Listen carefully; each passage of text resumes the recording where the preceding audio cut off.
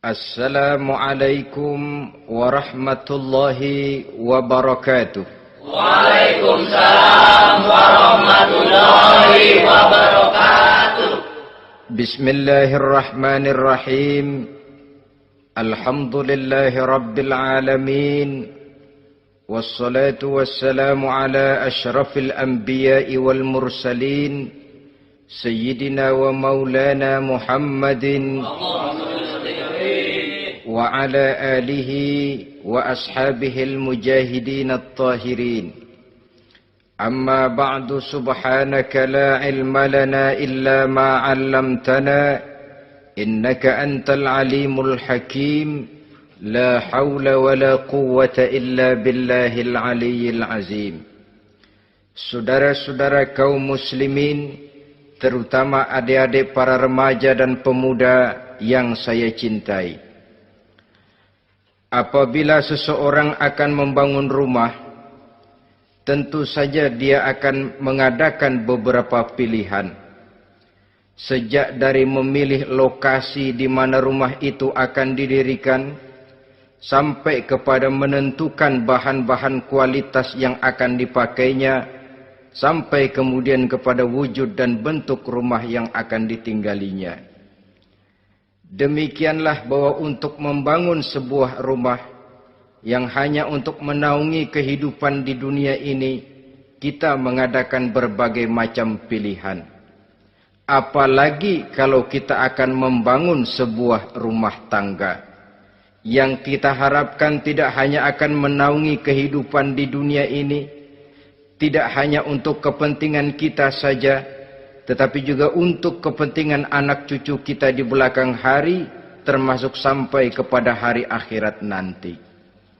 Oleh karena itu, pada pertemuan kali ini, saya hanya ingin khusus berbicara kepada adik-adik remaja dan para pemuda, bagaimana sebaiknya memilih jodoh menurut ajaran agama Islam. Dalam Al-Quran, Allah subhanahu wa ta'ala menjelaskan, Zuyyina linnasi hubbus syahawati minan nisa. Bahwa manusia, apapun jenisnya, asal dia bernama manusia, dihiasi dengan perasaan cinta kepada perempuan. Jadi sejak dahulunya, secara fitrah, laki-laki senang kepada perempuan, sebagaimana perempuan pun senang kepada laki-laki. Dihiasi rasa cinta ini dalam kehidupan manusia. Dan oleh karena adanya rasa cinta, berkembanglah segala macam persoalan. Sehingga seorang ahli cinta pernah berkata, cinta adalah 5 huruf yang membuat persoalan tidak akan pernah selesai. 5 huruf yang membuat persoalan tidak akan pernah selesai-selesai. Tetapi dalam kehidupan sehari-hari sering kita saksikan bahwa cinta ini bisa mendorong, memberikan motivasi yang baik, dan cinta ini pun bisa juga memberikan dorongan yang tidak baik. Oleh karenanya, apabila cinta itu ibarat setetes embun yang jatuh di bumi yang subur, akan tumbuhlah di atasnya aneka ragam bunga-bungaan yang harum semerbak, indah, mewangi, sedap dipandang orang, menebarkan rasa aman, damai, sentosa, dan begitu selanjutnya. Tapi jika cinta itu jatuh di hati yang gersang dan tandus, tidak ada yang akan dapat tumbuh di sana selain sirih memanjat batu, kuning daunnya, lemah gagangnya. Maka cinta yang semacam itu tidak akan memberikan dorongan positif kepada seseorang di dalam kehidupannya. Maka lebih dahulu kita akan membicarakan cinta dalam artian yang positif ini, untuk nanti sampai kepada perempuan yang bagaimana yang harus kita cintai, atau laki-laki yang bagaimana yang harus dicintai oleh seorang perempuan. Saudara hadirin yang saya hormati, cinta dalam artian yang positif, pertama, dia selalu mendatangkan keindahan. Yang kedua, cinta itu memberikan energi atau semangat untuk berjuang. Dan yang ketiga, cinta itu selalu membawa resiko dalam bentuk pengorbanan. Maka cinta yang positif pertama melahirkan keindahan. Disinilah orang memerlukan filter atau saringan. Sebab keindahan yang didasarkan karena cinta itu merupakan satu keindahan yang relatif saja. Boleh jadi karena indah orang jadi cinta, boleh juga jadi karena cinta segala sesuatu terasa jadi indah. Namun bagaimanapun juga, kalau hati sudah diliputi oleh rasa cinta, segalanya akan terasa menjadi indah. Cinta itu adalah keindahan. Yang kedua, cinta itu energi, melahirkan dorongan dan semangat. Yang lemah bisa menjadi kuat, yang takut bisa menjadi berani, yang jauh jadi terasa dekat. Itu semua karena dorongan cinta. Dan dari energi ini lahirlah yang ketiga, bahwa cinta adalah pengorbanan. Sehingga orang berkata, berani bercinta artinya harus berani berkorban. Takut berkorban, jangan bercinta. Kalau cinta ini kita salurkan kepada nilai-nilai agama umpamanya, yang pertama, cinta mendatangkan keindahan. Kita cinta kepada agama, maka apapun yang diperintahkan oleh agama akan terasa menjadi indah. Solat akan terasa menjadi indah. Puasa terasa menjadi indah. Zakat terasa menjadi indah. Jihad pun akan terasa menjadi indah. Persis kalau kita cinta kepada seorang gadis. Jika kita cinta kepada seorang gadis, apanya saja akan kelihatan menjadi indah. Jalannya terasa indah, lenggang-lenggoknya terasa indah, suaranya merdu padahal cemprengnya bukan main. Seluruhnya akan mendatangkan keindahan karena dasarnya sudah cinta. Cinta membawa kepada keindahan. Yang kedua, cinta itu melahirkan energi. Orang yang cinta kepada agama akan lahir tenaga dan semangatnya melaksanakan ibadah, melaksanakan puasa, melaksanakan zakat, melaksanakan solat, melaksanakan haji, bahkan melaksanakan jihad sekalipun. Cinta selamanya menimbulkan energi dan semangat. Sama saja dengan kita apabila jatuh cinta kepada seorang gadis, walaupun rumahnya jauh, katanya, gunung pun akan kudaki, lautan pun kuseberangi. Untuk apa itu? Untuk menemui apa yang kita cintai. Cinta selamanya melahirkan energi. Capek tidak terasa, lelah tidak terasa, semuanya tertutup oleh keindahan yang bernama cinta. Lalu yang ketiga, cinta membawa pengorbanan. Apabila kita cinta kepada agama, maka pengorbanan terhadap apapun yang diminta oleh agama, baik itu pengorbanan waktu, tenaga, pikiran, harta, bahkan pengorbanan nyawa sekalipun, kita tidak akan berat melaksanakannya karena cinta kita kepada agama yang kita anut ini. Demikian juga cinta kita kepada seorang perempuan akan membuat kita rela berkorban. Apapun yang dia minta, jangankan kita tidak mampu, kita tidak mampu sekalipun, kita masih berusaha untuk mampu guna memenuhi tuntutan si buah hati belahan jantung. Kadang-kadang malam minggu si doi ngajak nonton. Umpamanya duit tidak ada, gajian belum, kerja enggak. Timbullah inisiatif, entah sepatu kita jual ke tukang loa, entah celana mampir dulu ke tempat lain. Yang penting kita berkorban untuk memenuhi permintaan si buah hati belahan jantung.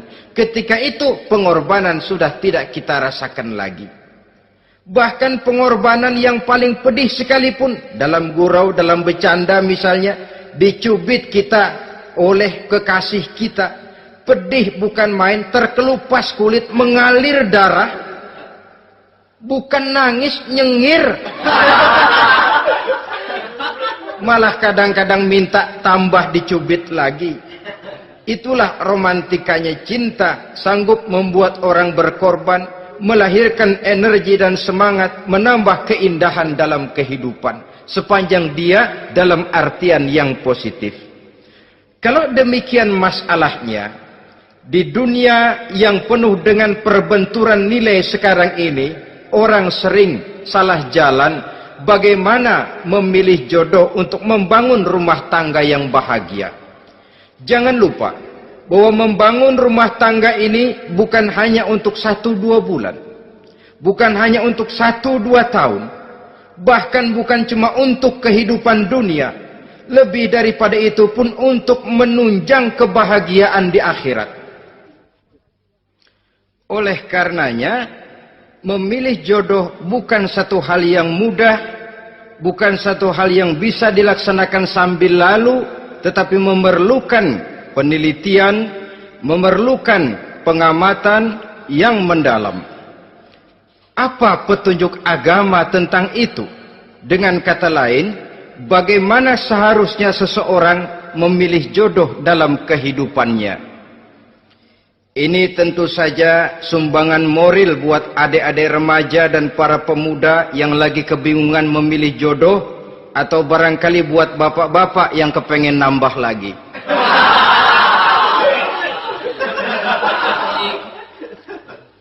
Mohon maaf kepada ibu-ibu, saya tidak menganjurkan, cuma ngajarin. Yang pertama, menurut Nabi, nikahilah perempuan itu karena rupanya, karena hartanya, karena keturunannya, dan karena agamanya. Ada 4 motif utama di sini. Pertama, memilih jodoh, lihatlah rupanya. Lagian siapa yang kepengen dapat jodoh rupanya nggak karu-karuan? Cari rupa yang cantik, indah, dan menawan. Namun jangan lupa, saya katakan di zaman di mana sering terjadi benturan nilai seperti sekarang ini, orang sulit untuk mendapatkan keaslian. Di mana teknologi sudah sedemikian canggih, di mana ilmu kedokteran sudah sedemikian maju, maka berbagai macam rupa bisa dibentuk dengan apa yang dinamakan operasi plastik misalnya.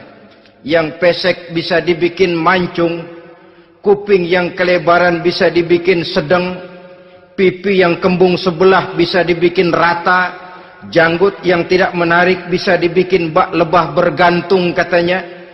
Oleh karena itu, kalau pilihan hanya tertuju kepada rupa yang cantik saja semata-mata, kita sudah melakukan satu kesalahan yang sangat besar. Sebab apa? Diperingatkan oleh Nabi melalui hadis Ibnu Majah, Bazar dan Baihaqi dari Ibnu Umar. Janganlah kamu kawini seorang perempuan karena kecantikannya, sebab kecantikan boleh jadi akan mencelakakan. Jangan juga kamu kawini perempuan karena hartanya, sebab kekayaan biasanya akan mendatangkan kesombongan. Tetapi kawinilah karena agama dan akhlaknya, karena itulah yang akan membawa kepada kebahagiaan. Saudara-saudara kaum muslimin, terutama adik-adik remaja dan para pemuda, dikala usia puber, apalagi mata baru terbuka, awal balik namanya, remaja sering kehilangan filter. Pokoknya asal ngelihat rupa yang sudah lemot, denok, geboy, pikiran pun hanyut, malam terkenang, siang terbayang, tidur tak nyenyak, makan tak enak katanya, selalu terbayang wajah si doi. Dikala itu orang kehilangan pertimbangan bahwa rupa yang cantik kadang-kadang sering menipu. Diriwayatkan oleh Imam Ibnu Abbas, satu hari ketika sedang kumpul dengan para sahabat, lewatlah orang dengan potongan potongan orang kaya. Kelihatan kan, orang kaya sama orang miskin jalannya aja lain kan? Jalannya saja, jangan gaya hidupnya, jalannya saja lain. Lewat dia, Rasul bertanya kepada seorang sahabat, menurut pendapatmu bagaimana orang yang lewat itu? Kata sahabat, oh, yang lewat ini ya Rasul, kalau dia meminang perempuan pasti diterima. Kalau dia menolong orang pasti berhasil. Kalau dia ngomong pasti didengerin. Kenapa? Orang kaya. Orang kaya ya Rasul. Kalau dia minang, perempuan mana yang kagak bisa menerima kalau dipinang oleh orang kaya? Biar mukanya udah belipet kayak dompet tanggung bulan. Kalau memang duitnya banyak, nggak kelihatan tuh muka yang belipet, yang kelihatan duit. Kalau dia nolong orang, pasti berhasil apa yang dia tolong itu. Kalau dia ngomong, pasti didengerin orang, walaupun omongannya biasa-biasa saja. Kenapa? Orang lihat penampilannya. Sudah, ketika orang itu lewat, beberapa lama kemudian lewat lagi seseorang yang kelihatannya miskin. Rasul tanya lagi, kalau orang ini, bagaimana pendapat kamu? Wah, potongan begini sih Rasul. Kalau dia minang, orang tolak. Siapa yang mau kawin sama kere begini? Kalau dia nolong orang, pasti nggak berhasil. Kalau dia ngomong, kagak bakalan ada yang mau dengerin. Siapa yang mau dengerin orang susah ngomong? Setelah orang itu lewat, apa kata Rasul? Orang yang terakhir, yang lewat ini, yang barusan lewat, jauh lebih baik dari yang pertama yang lewat tadi. Jauh lebih baik. Maksud dari ucapan ini, Rasul sebenarnya mendidik para sahabat jangan tertipu oleh penampilan. Sebab penampilan tidak selamanya mencerminkan keaslian. Apalagi di zaman sekarang, salon di mana-mana bejibun. Alis mata bisa dibikin, pipi bisa dicat. Yang pinggir kuning, yang tengah merah, di sebelah merah ada yang kehitam-hitaman, persis orang kepentok tiang listrik.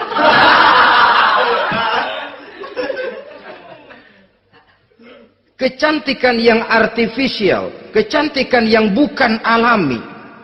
Karena itu silakan saja cari yang cantik, tapi jangan terpaku sampai di situ. Sebab kecantikan di samping dia mudah berubah oleh pergeseran masa dan pertukaran waktu, ternyata penampilan tidak selamanya mencerminkan keaslian. Lain hari seorang sahabat pernah mengadu, "Ya Rasul, ada apa? Inna imraati la turaddu yadul lamis." Ya Rasul, istri saya tidak pernah menolak tangan orang laki yang menjamahnya, mengajak salaman kepadanya. Apa jawab Rasul? Ceraiin aja. Tapi hati saya berat ya Rasul, saya cinta betul sama dia. Ya kalau hatimu berat, jaga dia baik-baik. Nah, dari riwayat ringkas ini kita ambil satu perbandingan. Memang punya istri berwajah cantik itu kadang-kadang si malakama kalau imannya tidak kuat. Si malakama. Kita diemin aja, binal, makan hati, nggak aman, nggak tentram. Jangan-jangan saya berangkat ke kantor, dia ngompreng. Buah si malakama, seperti orang tadi, ya Rasul. Istri saya kelihatannya sebenarnya tidak negatif maksudnya ini, cuma bersalaman, tapi terlalu ngobrol. La turaddu yadul lamis, tidak pernah menolak orang yang ngajak salaman. Ya sekedar salaman. Tapi kan awalnya dari salaman. Kalau sudah salaman kan strum bisa ngederdet dari tangan situ. Kata Rasul sederhana saja. Ya kalau memang begitu ceraiin.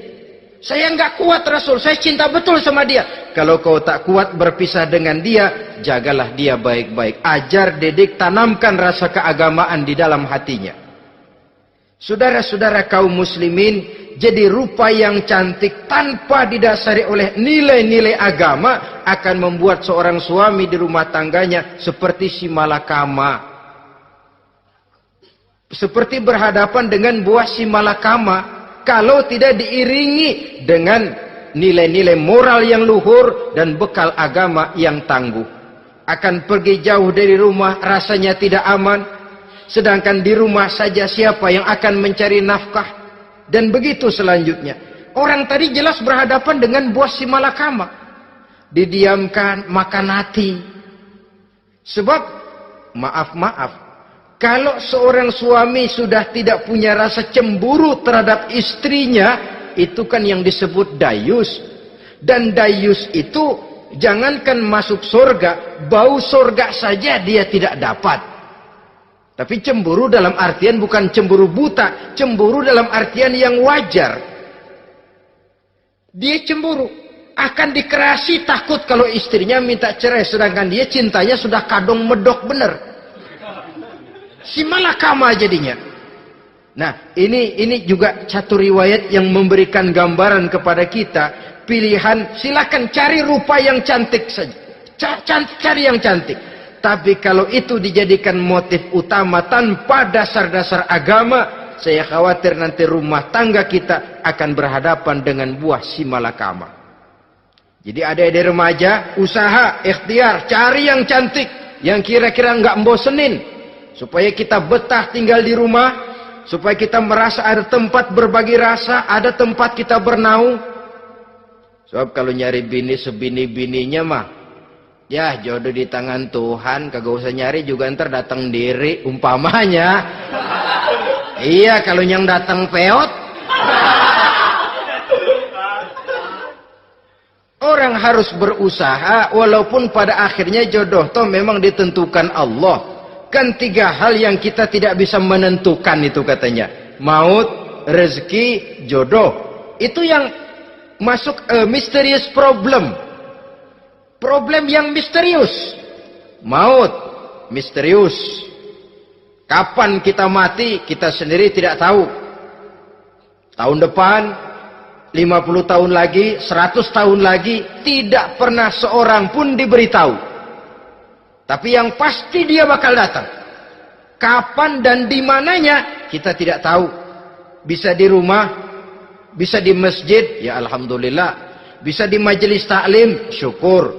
Bisa di medan perang membela agama, bagus. Pasti dia akan datang. Maut, mysterious problem. Sesuatu yang kita tidak tahu kapan datangnya. Rezeki, gitu juga. Sehingga orang sering bilang, rezeki katanya kayak bayangan. Kita uber-uber, dia lari. Kita diam, dia mah diam. Setengah mati kita uber-uber. Emang ukuran segitu? Segitu aja. Begitu kita nggak ngapa-ngapain, datang yang bawain rezeki. Namanya rezeki itu mysterious problem. Kadang-kadang ngobek, sungsang, sembol, udah segala tanah orang kita ukur-ukurin.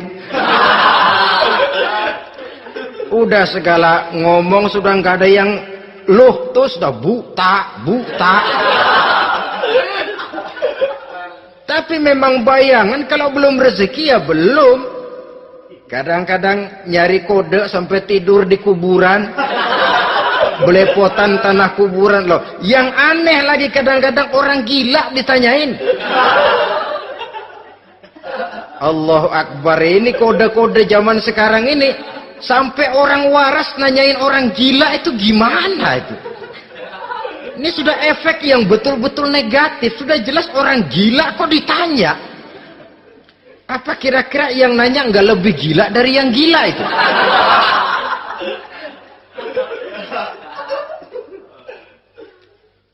Saudara-saudara kaum muslimin, terutama adik-adik remaja dan para pemuda, jadi silakan saja cari rupa yang cantik, karena dia akan jadi tautan hati, buah hati belahan jantung, tempat kita berbagi rasa, tempat kita pulang dan tinggal di rumah tangga kita. Tapi hendaknya kecantikan rupa itu diiringi juga dengan kecantikan budi. Karena itu cari rupa yang cantik. Ini pilihan utama.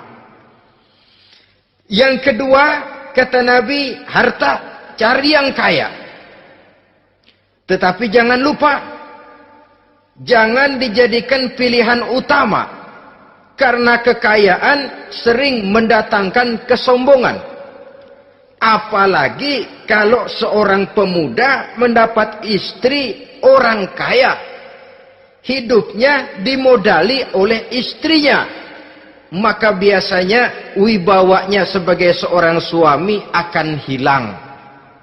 Akhirnya komando di tangan istri. Dikala itulah suami tidak lebih daripada prajurit yang taat kepada komando istrinya. Padahal menurut konsep Quran, ar-rijalu qawwamuna 'alan nisa, laki-laki diciptakan sebagai pembimbing bagi perempuan. Kalau nanti suatu saat terjadi benturan, sedangkan modal diberikan oleh istri, terjadilah pengungkitan. Kata istrinya apa? Lu jangan bertingkah, lu kan kawin sama gue modal lu kolor doang.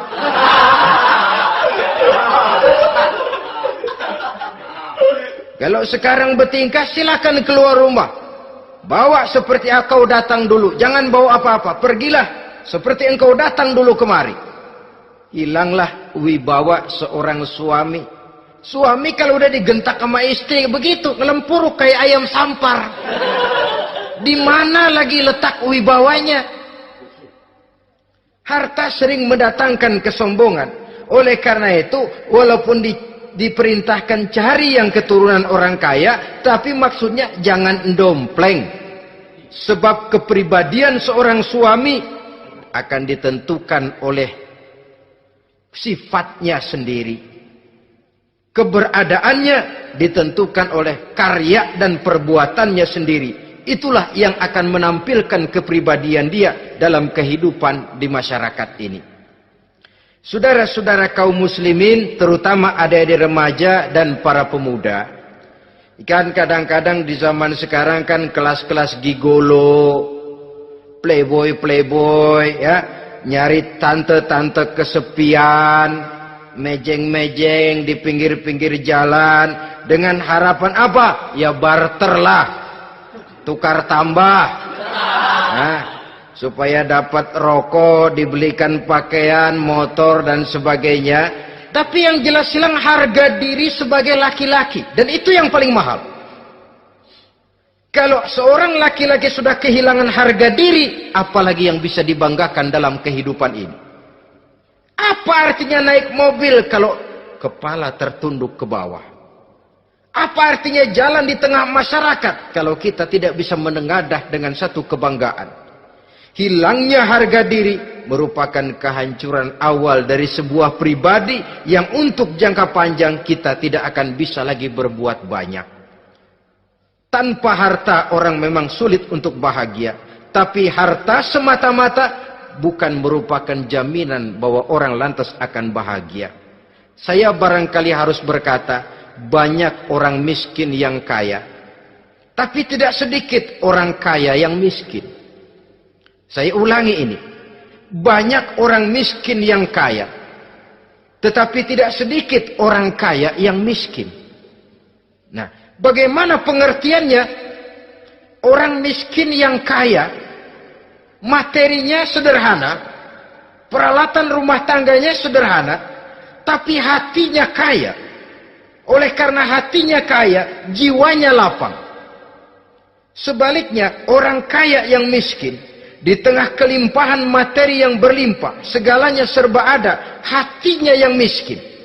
Kelimpahan materi tidak akan sanggup mengobati kemiskinan hatinya. Sehingga di tengah kehidupan yang serba ada, dia masih merasa kurang, maka dia tidak pernah cukup. Di tengah kemilauan dan gemerlapan serta glamornya rumah mewah, dia merasa hidup di tengah gurun pasir yang gersang dan tandus. Karena itu, biarlah miskin harta tapi kaya budi, daripada kaya harta tapi miskin budi. Lebih utama lagi, kaya harta, kaya budi. Itu idealnya. Dasar pilihan ketiga, sesudah rupa dan harta, menurut Nabi, keluarga. Faktor keturunan sangat menentukan. Pepatah mengatakan, buah apel akan jatuh tidak terlalu jauh dari pohonnya. Biasanya kalau bapak kalong, anak kampret. Bapak nyolong, anak nyopet. Itu fotokopi. Saudara-saudara, sungguh pun demikian, faktor keluarga bukan merupakan yang paling dominan. Karena segalanya memang bergantung kepada hidayah dari Allah Subhanahu wa ta'ala. Kalau hidayah datang, bisa saja anak maling bisa jadi kiai. Kalau hidayah datang, bisa saja anak Nabi malah ikut bersama orang-orang kafir. Pada akhirnya orang mau besar atau tidak, bukan dengan jalan menyempeng kepada keturunan orang lain, tapi ditentukan oleh kepribadian dirinya sendiri. Tidak bisa kita menjadi besar dengan menyebut kebesaran orang lain. Itu sebabnya dicontohkan oleh Imam Ali pada saat beliau berkata, "Laisal fata may yaqulu kana abi, walakinnal fata may yaquluha anadha." Anak muda yang gentleman adalah anak muda yang berani berkata, "Inilah saya." Bukan anak muda yang membanggakan leluhurnya. Ini kan zaman sekarang ini lagi ngetop-ngetopnya lagu-lagu cengeng katanya dah. Sebenarnya menurut saya bukan cuma lagu cengeng yang jadi masalah. Lagu cengeng cuma satu efek dari sikap yang lebih utama dari itu, yaitu mental cengeng. Kalau mental sudah cengeng, apapun yang kita lakukan akan jadi cengeng. Tidak cuma lagu, kebudayaan yang lahir akan kebudayaan cengeng. Jadi pengusaha cengeng. Jadi pejabat cengeng. Jadi kiai cengeng. Kenapa? Mental cengeng. Di antara mental cengeng itu apa? Mengandalkan fasilitas atasan. Kalau tidak ada fasilitas dari atas, lantas tidak bisa berbuat apa-apa. Cengeng. Menjadi besar bukan karena karier pribadi, tapi karena nasib katrolan. Itu pun termasuk mental cengeng. Sedikit gagal, bagaimana sedikit jalan buntu, sedikit deadlock, lu ngapain lu melulu? Saudara hadirin yang saya hormati, jadi lebih penting dari sekedar lagu-lagu cengeng, saya malah lebih suka bicara mental cengeng ini. Mental yang cepat putus asa. Mental yang tidak mau mengeluarkan usaha maksimal. Mental yang hanya mengandalkan fasilitas. Sedangkan pribadinya tidak lebih daripada pribadi sumuhun dawuh, pribadi kulon nuwun, pribadi kumaha juragan wae, pribadi oke bos, pribadi asal bapak senang. Bukankah itu semua merupakan cermin dari mental-mental yang cengeng, yang untuk jangka panjang tidak akan pernah menguntungkan daripada pembangunan bangsa dan negara yang kita cintai ini. Seseorang mau besar atau tidak, bukan dengan jalan menyempeng kepada kebesaran orang lain. Bahkan Syauqi dalam sebait syairnya yang lebih tegas mengatakan, "Wa syarrun nasi zu khumulin, iza fakhartahum zakarul jaduda. Wa syarrun nasi wa khairun nasi zu syarafin qadimin, aqama li nafsihi syarafan jadida." Generasi yang paling jelek adalah generasi pemalas. Kalau kelihatan orang lain lebih hebat dari dia, disebut-sebutnya kebesaran nenek moyangnya. Dia sendiri nggak punya prestasi apa-apa. Kerjanya cuma ngandeli Kerjanya cuma menggelayuti fasilitas orang tuanya. Tanpa itu, dia tidak akan punya nilai dan harga sama sekali. Ini generasi paling jelek. Kalau orang lain kelihatan lebih hebat, dia sebut nenek moyangnya. Lu sih belum apa-apa, lu baru kopral lu. Engkong gua no, Komandan Hansip.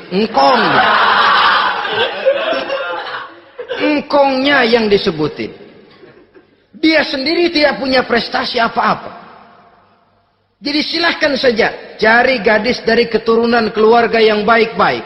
Tapi jangan jadikan tendensi utama, jangan dengan niat untuk menyempeng kepada kebesarannya. Tapi paling tidak dengan niat agar mudah-mudahan dari benih yang baik ini akan lahir keturunan-keturunan yang baik pada akhirnya nanti. Itu yang kita harapkan. Bukan lalu dengan pertimbangan, weh, mertua gue bos nih, kali aja begitu gue kawin aja mampus. Ini semua warisan kan jatuh kemari semua. Kalau itu niatnya sudah jelas salah. Kita mencari perempuan dengan keturunan-keturunan yang baik dengan berharap agar anak-anak kita nanti yang akan merupakan benih cucunya akan melahirkan kebaikan-kebaikan seperti leluhurnya dulu. Saudara, pilihan yang keempat kata Nabi, agama. Ini yang paling inti. Kenapa? Agama itu motivasinya moral. Di sini segalanya ditentukan. Rupa yang baik, harta yang banyak, keluarga yang luhur. Kalau sudah dilandasi oleh agama yang rapuh, bahkan tidak beragama sama sekali, ketiga hal di atas tadi hanya akan mendatangkan malapetaka. Sekarang kan kita tertipu oleh penampilan. Padahal penampilan belum tentu kenyataan. Di jalan-jalan kita akan lebih terpesona melihat gadis pakai miniskirt di atas lutut ketimbang kita melihat gadis-gadis yang pakai jilbab. Kalau sudah pakai jilbab keliwat, yang usil banyak banget, bau sorga nih. Bau sorga katanya. Tapi kalau sudah yang pakai miniskirt itu yang lewat, itu dari ujung ke ujung mata kagak mau kedip. Laler nemplok di mata kagak dirasain. Kita terpesona oleh penampilan zahir, padahal penampilan belum tentu memantulkan hal yang sebenarnya. Tapi memang itulah watak manusia. Watak manusia, saya katakan manusia tanpa kecuali. Tetapi bergantung kepada pemikiran jangka pendek atau jangka panjang. Kalau jangka panjang yang kita pikirkan, ya tentu kita tidak akan mudah terpesona oleh hal yang zahir. Sampai-sampai Quran sendiri mengatakan, budak yang hitam legam, tapi beriman, itu lebih baik daripada orang-orang musyrik, walaupun cantik, denok, lemot, geboy. Ada lagi nggak bahasa yang lebih dari itu? Cantik, denok, lemot, geboy, bahenol, nerkom, tapi kafir masih lebih baik budak yang hitam legam sekalipun. Kalau dia beriman. Kenapa? Rumah tangga untuk jangka panjang. Sebab itu Islam tidak membolehkan kawin campuran dengan lain agama. Walaupun ada ayat yang mengatakan boleh kawin dengan ahlul kitab, tapi sebagian mufassir menjelaskan bolehnya kawin dengan ahlul kitab itu dalam kondisi darurat. Dalam kondisi normal tidak bisa. Kenapa? Kalau sudah berlainan agama, akan terjadi kerancuan rumah tangga untuk jangka panjang. Bagaimana membina dalam keharmonisan di rumah tangga? Bagaimana nasib anak-anak nanti? Kadang-kadang ada keluarga, kami sih keluarga modern. Anak-anak kami berikan kebebasan untuk milih agama apa saja. Bapaknya Islam, istrinya Kristen, anaknya ada yang Hindu, Buddha. Bagus nih, keluarga pecel namanya. Bagaimana keluarga modern bisa seperti itu? Padahal seorang suami bertanggung jawab di hadapan Allah. Dia akan ditanya tentang istrinya. Dia akan dimintakan pertanggungan jawab tentang anak-anaknya. Kalau istri kita berlainan agama, mungkin terjadi pengkaplingan. Pokoknya kalau anak perempuan ikut ibu, anak laki ikut bapak. Administrasi dunia bisa begitu. Tapi akhirat, pertanggungan jawab di hadapan Allah. Bisakah kita? Sorry aja Tuhan emang janjinya begini. Saudara hadirin yang saya hormati, oleh karena itu budak legam hitam kalau beriman masih lebih baik daripada orang-orang yang tidak beriman walaupun cantik dan mempesona. Kenapa? Ini faktor agama. Ya buat 1-2 bulan bisa terwujud rumah tangga yang tentram. 2-3 tahun mungkin masih bisa bertahan, tapi sampai kapan? Sampai kapan itu akan terwujud? Pada akhirnya akan muncullah dilema yang akan sulit buat diatasi. Oleh karenanya, motif agama dijadikan stres oleh Nabi, fasfar bizatiddin taribat yadak. Pilih agama sebagai titik sentral, sebagai pilihan utama. Kalau agamanya kuat, walaupun rupanya sederhana, tapi karena nilai agamanya kuat, dia bisa menyenangkan hati suaminya. Dia bersolek untuk kepentingan suaminya. Dia taat kepada suaminya. Harta, dia anak orang kaya untuk membantu perjuangan suaminya. Tapi kalau tidak ada modal agama, rupa yang cantik bisa menyengsarakan suami. Apalagi kalau suami kere. Istrinya sudah cantik, kaya ataupun tidak kaya kadang-kadang. Udah, suaminya suruh ngempuk di rumah, bininya yang kerja.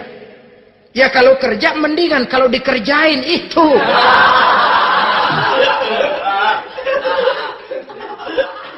Itu yang repot. Saudara hadirin yang saya hormati, dan ini bukan satu dua kasus. Alangkah malangnya kalau sudah terkena hal seperti itu. Akhirnya seperti pengaduan sahabat kepada Rasul tadi. Mau diceraiin, cinta saya udah medok benar Rasul. Enggak diceraiin, hati saya ngebet, pegel. Si malakama akhirnya. Jadi oleh karenanya agama. Kalau dia cantik, walaupun miskin, agamanya kuat, dia bisa memelihara kehormatan diri. Dia kaya, agamanya kuat, hartanya disalurkan di jalan Allah. Karena itu, agama jadikan pilihan utama. Dan ukuran agama itu bukan cuma jilbab loh. Ya kadang-kadang ada juga yang jilbabnya nggak pernah lepas, tapi kadang-kadang akhlaknya lebih binal dari yang kribo. Ada cuma sekedar kamuflase saja, itu pun penampilan, sekedar penampilan saja. Cuma dari segi aurat ya memang lebih baik dan lebih utama, dan saya kira lebih mengundang penasaran toh. Duren kalau udah dibuka kan kelihatan isinya, emang udah begitu, udah. Tapi kalau masih rapat, itu yang rasanya kita pengen buka. Timbul tantangan, gue pengen tahu isinya. Rasanya juga begitu. Sama saja dengan baju, kalau dibungkus rapat di plastik, ditaruh di etalase, adanya di toko mau serba ada, tahu kita barang mahal nih. Biar punya duit, kita mau nawar ragu-ragu, takut nggak cukup. Tapi kalau barang sudah dibuka, di jalanan, diobral, di pinggir jalan, murahan, 1.003 masih dicampur odol. Yang begitu sih biar nggak punya duit, kita berani banget tanya, nawar, megang lagi nyemek. Berduit nih bang. Kenapa? Barang sudah terbuka. Jadi saudara-saudara, syukur kalau keempat-empatnya ini jodoh terkumpul dalam jodoh yang saudara cari. Sudah rupanya cantik, kaya, keturunan orang baik-baik, agamanya kuat. Nah, surga dunia tuh. Yang begitu cari. Kalau ada yang begitu, saya juga mau nambahin satu lagi.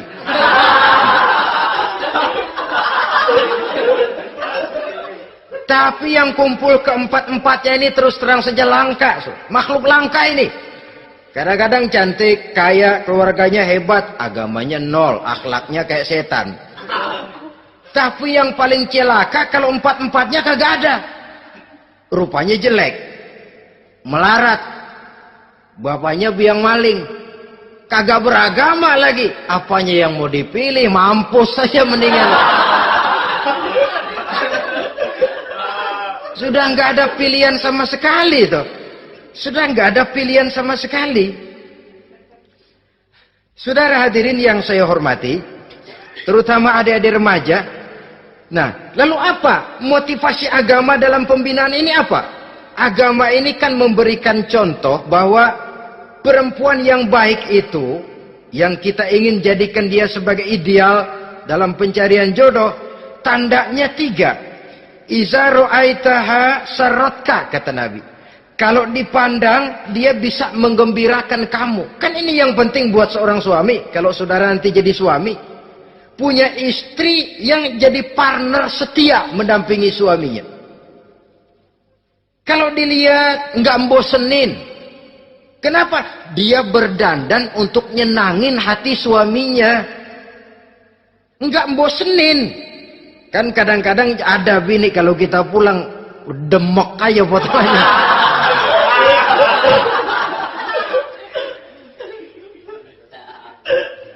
Ini yang bikin suami enggak betah di rumah ini kan yang begini. Adapun perempuan yang beragama, apabila dipandang oleh suaminya, dia pandai menyenangkan hati suaminya. Andai kata suaminya dalam kesulitan, dia tidak menambah beban kesulitan. Paling tidak dia bisa memberikan satu bantuan moral. Bantuan moral untuk mengurangi beban kesulitan daripada suaminya. Suami pulang dagang rugi, kata istrinya, romantika bang. Sekali-sekali lah, masa selamanya dagang mau untung. Besok siapa tahu untung lebih besar. Kan meringankan tuh. Kadang-kadang enggak, suami pulang dagang dari pasar panas, rugi. Sampai rumah bini pidato. Pletar-pletor. Lu dagang rugi, emang lu laki goblok.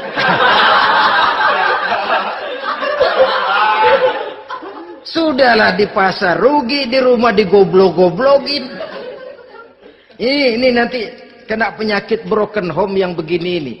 Padahal kesuksesan di kantor, kesuksesan di pasar, kesuksesan di medan tugas selalu dimulai dari kesuksesan dan ketenangan dari rumah tangga. Dia berhias untuk kepentingan suaminya, tidak terlalu berlebihan.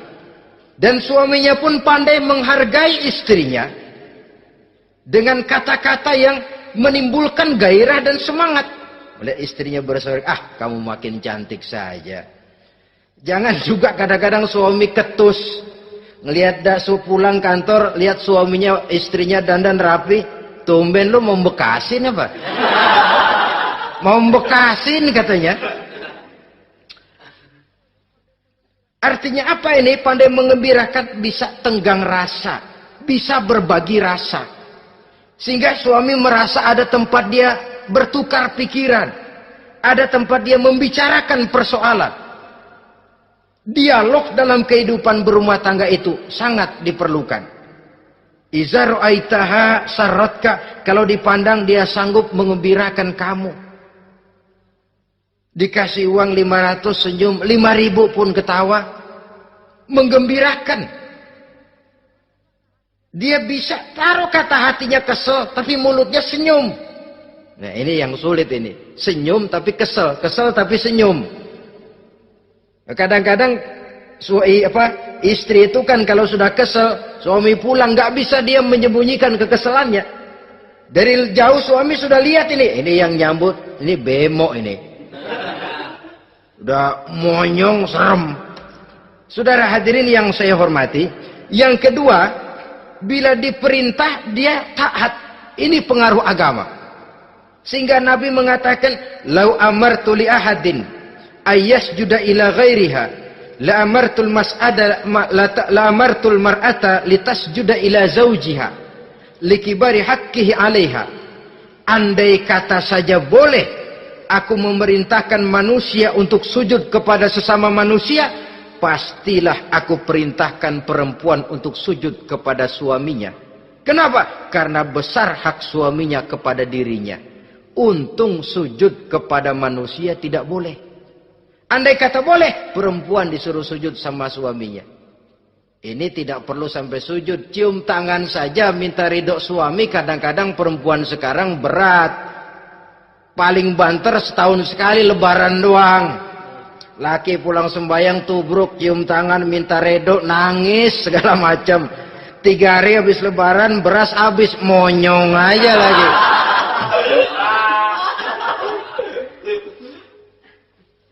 Saudara hadirin yang saya hormati, yang ketiga, akibat pengaruh agama, dia sanggup memelihara kehormatan diri dan sanggup menjaga harta suaminya.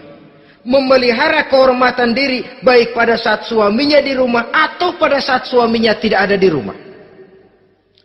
Satu riwayat, seorang sahabat akan pergi perang jihad di fi sabilillah.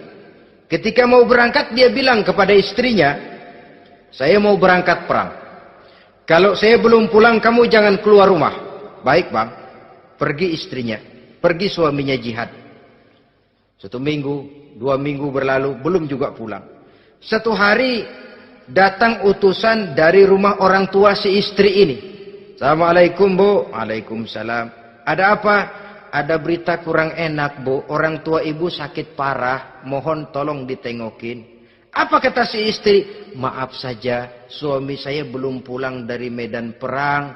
Saya belum dapat izin keluar rumah kalau dia belum pulang. Tolong sampaikan maaf saya kepada orang tuanya. Pulanglah utusan tadi. Besok balik lagi. Bu, ada apa? Udah Senin Kemis. Napasnya sudah sampai tenggorokan. Tolong tengokin buat terakhir kalinya bu. Suami saya belum pulang. Dia pesan kalau dia belum pulang saya jangan keluar rumah. Saya nggak bisa tengokin orang tua saya. Salam maaf saja. Pulang utusan itu. Besok balik lagi. Bagaimana? Sudah meninggal bu. Mau dikubur. Tengokinlah buat terakhir kalinya. Suami saya belum pulang. Saya belum berani keluar rumah kalau suami saya belum pulang. Itu janji saya sama suami saya. Pulanglah utusan ini ngadu kepada Rasulullah sallallahu alaihi wasallam. Ya Rasul, ini perempuan kelewatan benar. Dari orang tuanya sakit sampai sekarat, sampai mati, sampai dikuburin dia nggak nengokin. Memangnya kenapa? Suaminya katanya pergi jihad. Dan suaminya tidak mengizinkan dia keluar rumah. Kalau si suami belum pulang. Apa jawab Rasul? Marahkah beliau? Tidak, beliau senyum. Apa katanya? Dosa orang tua yang meninggal ini telah diampuni oleh Allah karena dia punya anak perempuan yang begitu taat kepada suaminya. Allahu Akbar. Dosa orang tua yang sudah meninggal itu diampuni oleh Allah karena dia punya anak perempuan yang begitu taat kepada suaminya. Ketaatannya kepada suaminya menyebabkan dosa orang tuanya diampuni oleh Allah Subhanahu wa taala. Suami pergi jihad, orang tua sakit keras, tidak berani dia keluar rumah. Itu tandanya bisa menjaga kehormatan diri. Kalaupun satu saat suaminya manggil, bu, tolong ambilin uang di dompet. Dompetnya dibawa, bang, ambil saja sendirilah, nanti salah ambil lagi saya. Kadang-kadang enggak, suaminya pergi mandi, dompet berantakan. Saudara hadirin yang saya hormati, ini motivasi agama. Jadi kecantikan zahir yang diimbangi dengan kecantikan batin oleh karena pengaruh agama tadi. Kalau sudah kemari, orang tidak perlu mikir-mikir operasi plastik, bikin yang pesek jadi mancung supaya orang tertarik. Bikin belakang yang kurus jadi menarik. Tidak. Orang tidak perlu lagi pakai susuk-susukan. Dipasang di bibir supaya kalau senyum orang gempor. Supaya kalau ngomong orang percaya. Dipakai di kuping supaya macam-macam. Tidak perlu lagi. Pakai jompa-jampe, pelet-peletan. Supaya kalau diludahin orang ngikut. Nggak perlu lagi. Kenapa? Cinta itu nature. Sesuatu yang alamiah, yang tidak bisa dipaksakan. Dia kudrati, karunia dari Allah. Tidak bisa cinta dipaksakan. Kalaupun bisa, dengan ilmu pelet, oh saudara bisa membuat orang jatuh cinta. Ya 2-3 hari, 4-50 hari. Kesananya, apa yang akan terjadi? Kelanggengan tidak akan pernah terwujudkan. Kenapa? Keterpaksaan yang akan timbul. Dalam kondisi semacam itu, rumah tangga tidak akan mengalami ketenangan dan ketentraman. Jadi biarkan cinta berjalan secara alamiah, karena dia memang alamiah. Saudara-saudara, nah sekarang kalau sudah ketemu nih, yang 4 tadi, rupa cantik, keturunan boleh, kaya lumayan, agama kuat. Apa yang harus kita cari? Apa yang harus kita lakukan? Apa pakai pepatah anak sekarang? Aku lihat, aku pikat, aku dapat, aku sikat, aku minggat. Bangsat.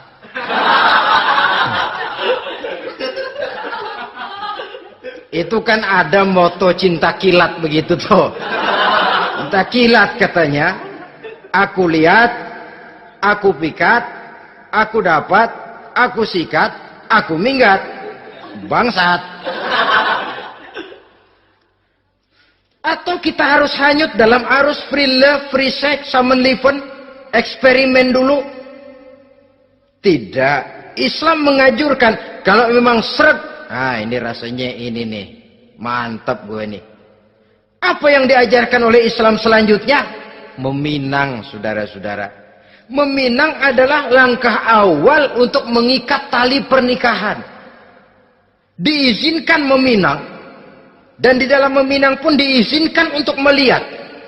Cuma kalau boleh, ya syaratnya itu waktu melihat itu jangan sampai ketahuan si perempuan yang akan kita pinang itu. Untuk apa kita meminang? Pertama untuk yakin bahwa perempuan yang kita inginkan ini sudah kumpul syaratnya itu, tidak ada cacatnya. Yang kedua, untuk memperkuat tekad hidup berumah tangga, diperlukan meminang. Adapun adat itu berbeda. Tapi bahwa konsep meminang itu dalam Islam ada, itu jelas. Ya kalau mesti bawa pisang raja, pakai roti buaya, pakai martabak segede ban mobil truk segala macam, itu adat saja, ya. Tapi yang real meminang itu ada dalam Islam. Nah, bagaimana adab meminang? Setelah kita tahu anak ini cantiknya ya, keturunan baik, ya kekayaannya lumayan, agamanya kuat, pinanglah dia. Caranya boleh lihat langsung. Lihat langsung kalau bisa tanpa setahu si perempuan. Dan batas yang boleh dilihat itu muka dan tangan. Itu saja. Jadi jangan gerusak. Minta permisi Pak, saya mau ngelihat anak bapak seutuhnya. Soalnya buat saya ini nanti. Apanya aja dibedolin, jangan. Kira-kira yang boleh itu muka sama tangan. Andai kata kita risih, sebab nanti kalau nggak jadi akan jadi timbul rasa malu dan si perempuan juga kasihan. Boleh mengutus perempuan yang kita percaya. Coba kau ke sana, lihat kondisinya yang sebenarnya bagaimana.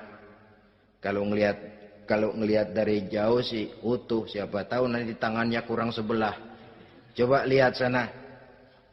Saudara-saudara, kemudian boleh juga ditanyakan kepada orang tuanya. Dan dalam hal ini orang tua si gadis tidak boleh menyembunyikan aib atau cacat yang dimiliki oleh anaknya.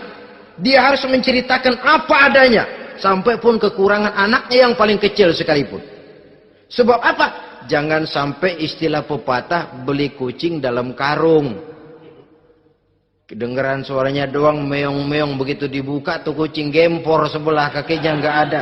Kan tentu kita tidak kepengen kecewa di belakang hari. Itulah perlunya meminang sebagai jembatan untuk menuju kepada pernikahan. Nah, dengan demikian kalau sudah usaha meminang ini dilaksanakan, jangan merasa sudah setengah resmi. Ini yang kadang-kadang jadi penyakit. Malah sesudah meminang harus masing-masing lebih menjaga diri, menjaga kehormatan, menjaga pergaulan. Kenapa? Agar saat memasuki jenjang pernikahan nanti merupakan jenjang yang sangat ditunggu-tunggu.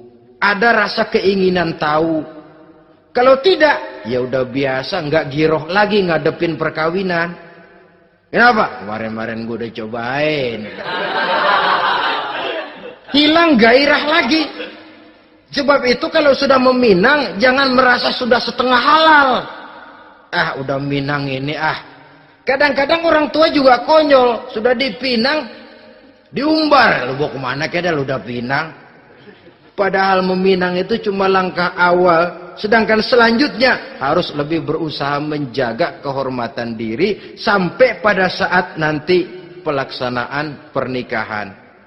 Nah, saudara-saudara, terutama adik-adik remaja dan para pemuda, walaupun agak sekilas memang karena terbatasnya waktu pada pertemuan ini, mudah-mudahan bisa memberikan gambaran yang sepintas tentang bagaimana sebaiknya kita memilih jodoh di dalam membina rumah tangga yang bahagia. Semoga ada manfaatnya. Terima kasih atas segala perhatian. Mohon maaf atas segala kekurangan. Usikum wa nafsi bitaqwallah. Wassalamualaikum warahmatullahi wabarakatuh.